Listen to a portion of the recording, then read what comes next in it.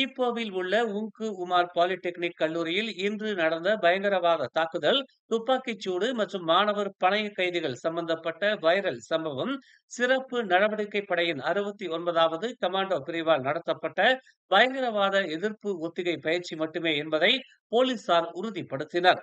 தேசிய பாதுகாப்பு கவுன்சிலால் வரையறுக்கப்பட்டுள்ளபடி பயங்கரவாதம் தொடர்பான நெருக்கடிகளை கையாள காவல்துறை, பாலிடெக்னிக் மற்றும் ராஜா பெருமைசூரி பைனூர் மருத்துவமனை உள்ளிட்ட சம்பந்தப்பட்ட நிறுவனங்களின் தயார் நிலையை மதிப்பிடுவதே இந்த சிறிய அளவிலான பயிற்சி என்று ஈப்போ காவல்துறை தலைவர் அபாங் ஜைனால் அபெடின் அபாங் அமான் கூறினார். பாலிடெக்னிக்கில் காவல்துறை பணியாளர்கள், பாதுகாப்பு மற்றும் மருத்துவ வாகனங்கள் மற்றும் ஒரு போலீஸ் விமான நடவடிக்கை படை ஹெலிகாப்டர் இருந்தது. எக்ஸ் ரூம் என்ற குறியீட்டு பெயரிடப்பட்ட பயிற்சியின் ஒரு பகுதியாகும் என்றும் அவர் தெரிவித்தார். பொது பாதுகாப்பை உறுதி செய்வதில் நெருக்கடி மறுமொழி திட்டங்களின் செயல்திறனை மதிப்பிடுவதற்காக இந்த பயிற்சிகள் அவ்வப்போது நடத்தப்படுகின்றன என்று அவர் விளக்கினார். இச்சம்பவம் மற்றும் பயிற்சி குறித்து பொதுமக்கள் பீதி அடையவோ அல்லது சரிபார்க்கப்படாத தகவல்களையோ பரப்ப வேண்டாம் என்று அறிவுறுத்தப்படுவதாக அவர் ஒரு அறிக்கையில் தெரிவித்தார். காலை 9:04 மணிக்கு மாவட்ட கட்டுப்பாட்டு மையத்திற்கு பாலிடெக்னிக்கில் உள்ள பாதுகாப்பு அதிகாரியிடமிருந்து ஒரு ஆயுத குழுவின் தாக்குதல் குறித்து தகவல் கிடைத்ததாக அபாங் ஜைனால் கூறினார். அடையாளம் தெரியாத குழு ஒரு விரிவுரையாளரையும் பல மாணவர்களையும் பணைய கைதிகளாக பிடித்ததாக காட்சி கட்டமைக்கப்பட்டதாக அவர் தெரிவித்தார். சாலையில் நின்று கொண்டிருந்த மோட்டார் சைக்கிளோட்டியை பின்னிருந்து வந்த ஆடவர் தாக்கும்படியான காணொளி சமூக வலைதளங்களில் பரவியது தொடர்பாக 25 வயது உள்ளூர் ஆடவர் கைது செய்யப்பட்டுள்ளதாக மத்திய மலாக்கா மாவட்ட காவல்துறை தலைவர் கிறிஸ்டோபர் பாட்டிட் தெரிவித்துள்ளார். நேற்று அதிகாலை 2 மணி அளவில் கோத்தா ஷாபண்டார் சாலையில் நின்று கொண்டிருந்த மோட்டார் சைக்கிளோட்டியை பின்னிருந்து வந்த ஆடவர் தாக்கியதும் மற்ற மோட்டார் சைக்கிளோட்டிகள் கைகலப்பில் ஈடுபட்டதாகவும், தாக்குதலை தொடங்கிய சம்பந்தப்பட்ட 25 வயது ஆடவர் இன்று பிற்பகல் 3 மணிக்கு கைது செய்யப்பட்டதாகவும் கிறிஸ்டோபர் பாட்டிட் கூறினார். சாலையில் கடுமையாக மோட்டார் சைக்கிளை செலுத்தியதால் கோபத்தில் மோட்டார் சைக்கிளோட்டியை தாக்கியதாக 25 வயது தாக்குதல் நடத்திய ஆடவர் வாக்குமூலம் அளித்துள்ளார். ஜொகூரில் போக்குவரத்து குற்றப்புலனாய்வுத் துறையினர் சோதனையில் ஈடுபட்டிருந்த போது அபாயகரமாக வாகனத்தை செலுத்திய காதலர்கள் இருவரை காவல்துறையினர் துரத்தி பிடித்து கைது செய்தனர். உளுத்ராமிலிருந்து தெப்ராவ் செல்லும் சாலையில் நேற்று மாலை 4:17 மணிக்கு அவர்கள் கைது செய்யப்பட்டதாக தென்ஜொகூர் மாவட்ட காவல்துறை தலைவர் உதவி ஆணையர் ரவூப் செலாமாட் தெரிவித்தார்.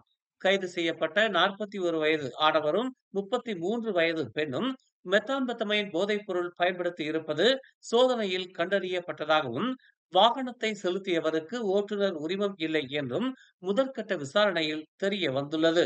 கைது செய்யப்பட்டுள்ள இருவரின் மீதும் முன்னமே போதைப்பொருள் குற்றவியல் சம்பவங்கள் பதிவு செய்யப்பட்டிருப்பதாகவும், காவல்துறையினரால் தேடப்படும் குற்றவாளிகளின் பட்டியலில் அவர்கள் இடம்பெற்றுள்ளதாகவும் தெரிய வந்துள்ளது.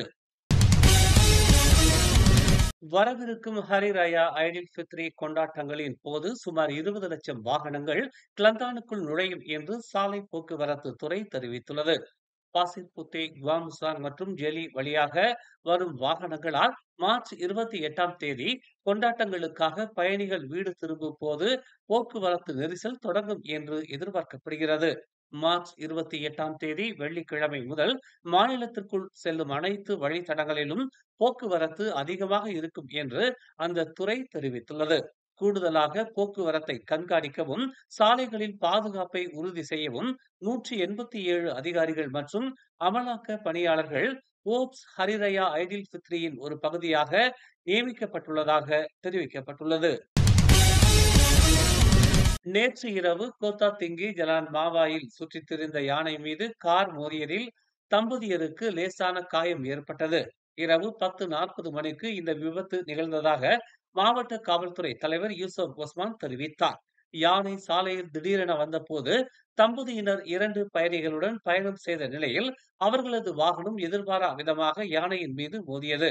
இதனால் வாகனம் மோசமாக சேதமடைந்திருந்தாலும் 53 வயது ஓட்டுநர் மற்றும் அவரது மனைவிக்கு லேசான காயம் ஏற்பட்டது. யானை அருகிலுள்ள காட்டுக்குள் தப்பிச் சென்றது. அதிகாரிகள் இன்னும் முழு விவரங்களை பெறாததால் விசாரணைகள் தொடர்வதாக ஜொகூர் வனவிலங்கு மற்றும் தேசிய பூங்கா துறை இயக்குனர் அமீனுddin ஜாமின் தெரிவித்தார். வரும் மே 24ஆம் தேதி நடைபெறவிருக்கும் PKR கட்சி தேர்தலில் தாம் உதவித் தலைவர் பதவிக்கு போட்டியிட உள்ளதாக கட்சியின் தகவல் பிரிவு தலைவர் டத்தோ ஃபமி ஃபாஜில் தெரிவித்துள்ளார். தலைவர்கள் சிலருடனும் கட்சி சகாக்களுடனும் கலந்தாலோசித்த பிறகு இந்த முடிவை தாம் எடுத்ததாக தகவல் தொடர்புத்துறை அமைச்சரும் லம்பா பந்தாய் நாடாளுமன்ற உறுப்பினருமான ஃபாமி கூறினார். அடிமட்ட தொண்டர்களிடமிருந்து பெறப்பட்ட கருத்துகள் மற்றும் மதிப்பீட்டின் அடிப்படையில் இம்முடிவு அமைந்துள்ளதாக அவர் கூறினார். உரிய நேரத்தில் தனது வேட்புமனுவை தாக்கல் செய்ய போவதாக நேற்று பந்தாய் டாலாம் ரமலான் சந்தைக்கு வருகை புரிந்த பின்னர் செய்தியாளர்கள் மத்தியில் அவர் இதனை தெரிவித்தார். பரிகாத்தான் நேஷனல் தனது நாடாளுமன்ற உறுப்பினர்களுக்கான தொகுதி ஒதுக்கீடுகள் குறித்து விவாதிக்க அதிகாரப்பூர்வமாக ஒரு கோரிக்கையை சமர்ப்பித்துள்ளதாக துணை பிரதமர் டதஸ்ரீ ஃபடிலா யூசுப் உறுதிப்படுத்தினார். பரிகாத்தான் தலைமை கொறாடா டத்துஸ்ரீ தக்கியுddin ஹசான் கடந்த வெள்ளிக்கிழமை விண்ணப்ப கடிதத்தை அனுப்பியதாக அவர் கூறினார். கோரிக்கையை மறுபரிசீலனை செய்து அதற்கு ஏற்ப பதில் அளிப்பதாக துணை பிரதமர் கூறியதாக தெரிவிக்கப்பட்டுள்ளது. முன்னதாக எதிர்க்கட்சி எம்பிக்களுக்கான ஒதுக்கீடுகள் தொடர்பாக மத்திய அரசுக்கு ஒரு கடிதம் அனுப்பும் தனது விருப்பத்தை தக்கியுddin அறிவித்திருந்தார் என்பது குறிப்பிடத்தக்கது. மேலும் செய்திகளை தெரிந்து கொள்ள தமிழ் மலர் நாளிதழை பாருங்கள். எங்களோடு இணைந்திருக்க மலர் டிவியை பதிவு செய்து கொள்ளுங்கள். உறவுகள் மகிழ்ந்திட விருப்பம் மற்றும் பகிர்வு சேவையை சொடுக்கிடுங்கள்.